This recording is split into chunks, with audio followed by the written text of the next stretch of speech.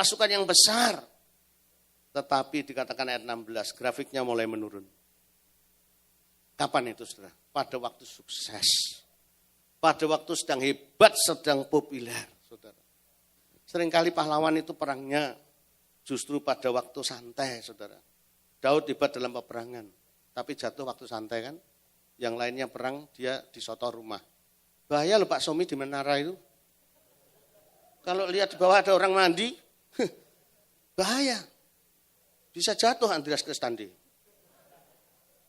Perang menang. Gitu. Saya juga pernah membaca seorang akrobat terkenal yang bisa melintasi ini Niagara Falls. Saya baca di koran, mati dia. Lalu saya ingin tahu matinya kena apa? Terpleset kulit pisang.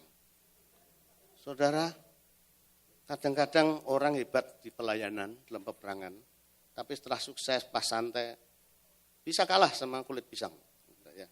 Nah di sini saudara, kalah dengan apa? Kesombongan, mulai tinggi hati yang merusak.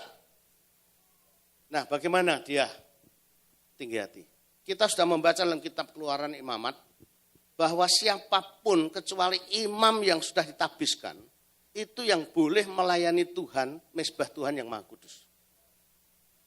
Yang mempersembahkan kurban, bahkan yang menghidupkan api, itu harus imam yang sudah ditabiskan oleh Tuhan, tidak boleh sembarang orang. Saudara tahu kisah yang lain, siapa yang menjamah itu mati, saudara. Tetapi Raja Uzia ini ceroboh, karena dia merasa aku baik di gurun, pertanian, peternakan aku kuasai, dalam peperangan aku kuasai. Apa susahnya menyalakan ini mezbah? Lalu dia ambil bokor api sendiri, saudara. Dan pada waktu itu sudah diingatkan para imam. Maaf Bapak, itu bukan tugas Bapak. Biarlah kami. Wah, minggir. Dia melakukan. Apa yang terjadi? Langsung kena kusta. Langsung kena kusta. Dan kalau sudah baca seterusnya, akhirnya dia mati. Dan pada waktu mati, tidak dimakamkan di Taman Pahlawan. Wah, menyedihkan. Sehebat itu menang perang, Raja 52 tahun, hebat. Karena sakit kusta, dia dikubur di nenek moyangnya, saudara, tanah nenek moyangnya. Karena apa? Sakit kusta, takut kalau nulari. Saudara, saudara sayang ya, awal yang sudah bagus, diakhiri dengan kusta. Saudara,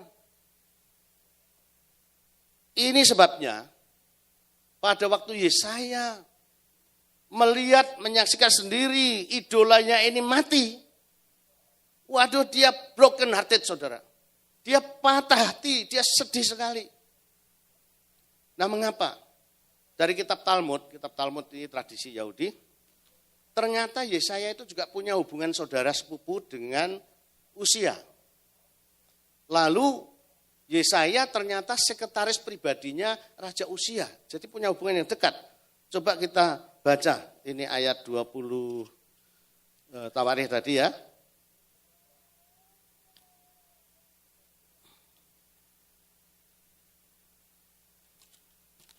Ayat 22. Selebihnya dari riwayat Uzia, dari awal sampai akhir, perhatikan itu ibarat film kehidupan, dari awal sampai akhir ditulis oleh Nabi Yesaya bin Amos.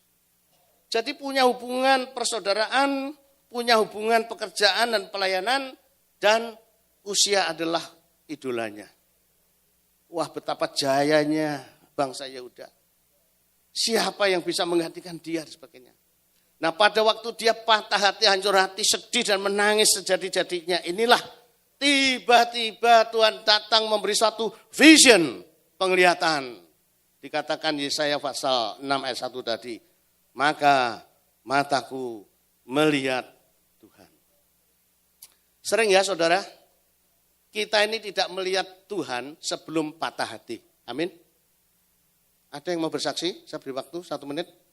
Iya Pak, saya bertobat waktu patah hati Pak. Betul? Ada orang yang bertobat setelah kekasihnya mati. Ada yang orang bertobat setelah anaknya yang dicintai mati. Di Isalmasih Pringgading, Semarang, ada sepasang suami istri yang saya kagum. Dia itu setia melayani Tuhan di paduan suara. Biasanya orang kalau sudah dewasa, menikah, punya anak, sudah males ya, terlibat dalam kegiatan gereja, apalagi ikut kur, latihan, sebagainya. Ini suami istri ini setia sampai sekarang.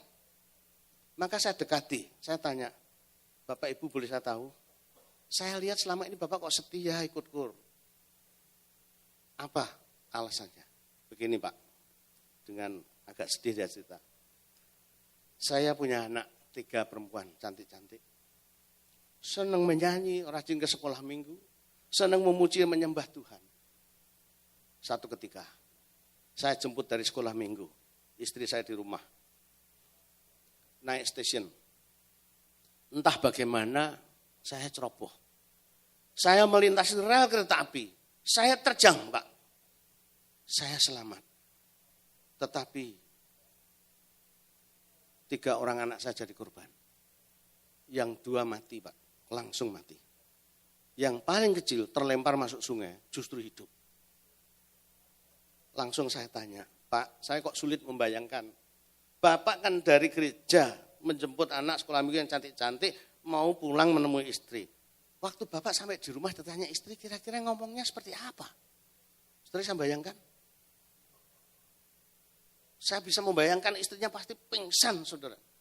Ternyata dia bilang begini, ya itu Pak yang saya ngucap syukur. Ternyata istri saya lebih tabah dari saya. Puji Tuhan. Masih ada 1 anak. Pak, saya masih tanya lagi. Biasanya kalau orang aktivis gereja mengalami seperti itu, apalagi 3 anaknya cantik-cantik, pelayanan, pulang dari gereja, mati Pak. Biasanya malah ngambek, berontak, melawan Tuhan, protes, betul? Tapi mengapa Bapak malah tidak? Begini Pak, saya malah terpanggil. Melayani Tuhan dengan paduan suara ini setelah 2 anak saya mati. Karena itu rupanya seperti berhala buat saya. Itu sebabnya saya senang lagu ini. He was my eyes with tears that I might see the broken heart that was good for me. He tore it all apart and looked inside. My heart is full of fear and foolish pride. He swept away the things that made me blind. And then I saw the clouds were silver-lined. And now I understand it was good for me. But that is good. The broken heart I had was good for me. Amin saudara.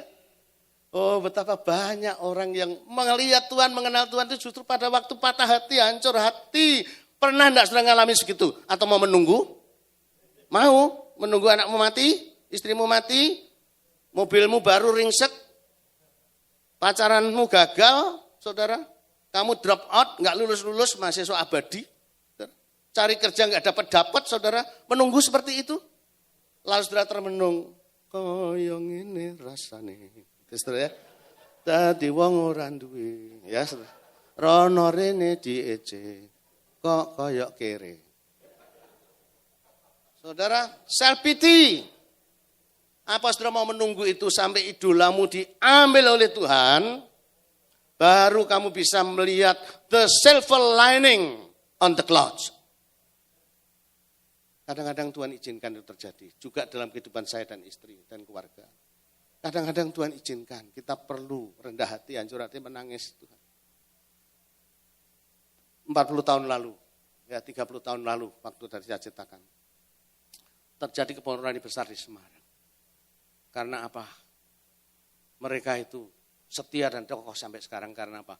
Mau membayar harganya, saudara. Mau membayar harganya.